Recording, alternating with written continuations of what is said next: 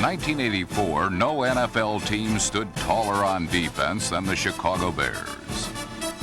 These fiery modern-day monsters of the Midway not only have rekindled memories of the Bears' glory days of the past, they have also helped bring Chicago its first football division title in over 20 years.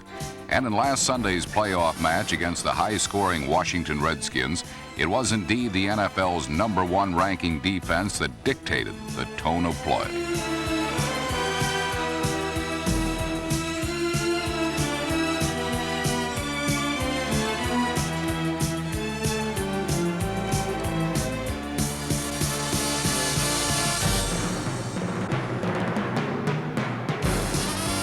Although this game was played on the next to last day of the year, the Bears decided to do their New Year's celebrating early.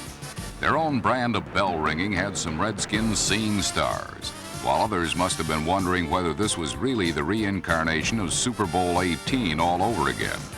But the players wearing the Raider-like black colors were not the only people doing some hitting. During the game's early going, players on both offenses were dropping like the Times Square ball on New Year's Eve.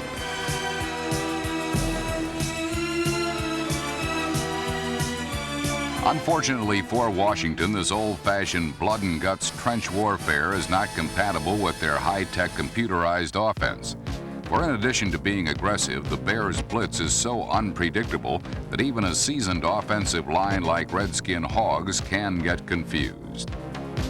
Here guard Ken Huff correctly reads linebacker Mike Singletary's inside blitz, but by leaving his position, he gives the dangerous Dan Hampton an easy chance to beat single coverage blocking.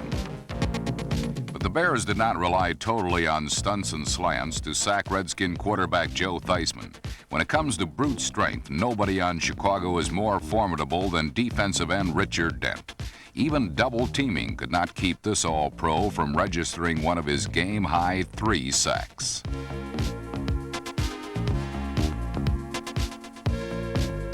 After setting a league record 72 sacks during the season, the Bears' ability to put pressure on Theismann was not all surprising. What was surprising was the razzle-dazzle they displayed on offense.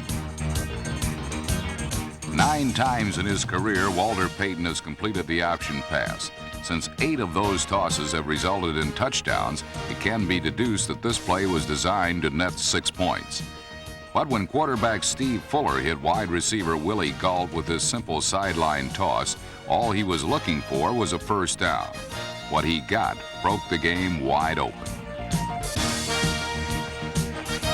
Flashing his world-class sprinter's speed, Gault raced 75 yards towards the end zone to make the most of his only catch of the day.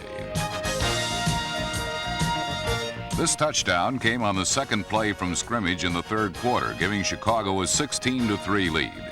With the game suddenly opening up to a style that better suits the Redskins' needs, Washington quarterback Joe Theismann proceeded to move the ball fast in an effort to put points on the board in a hurry.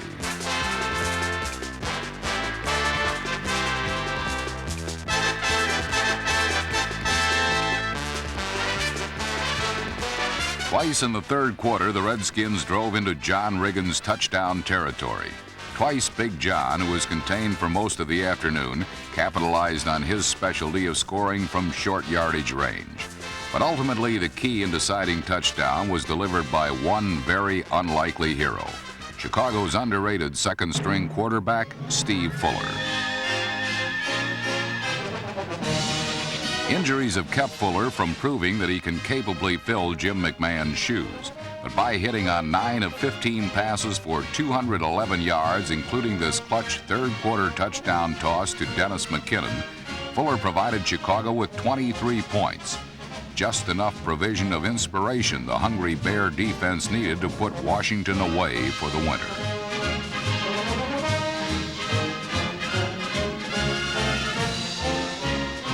Chicago prevailed 23-19. If there is any doubt about whether these Bears resemble those monsters of the Midway of old, take note of one fact. The last time the Redskins lost a playoff game at home was in 1940. On that day, they were shut out by the Bears. 44 years later, Chicago is once again standing tall. But they cannot claim to be #1 yet in the NFC. San Francisco stands ahead, and beating the 49ers will be one very tall order.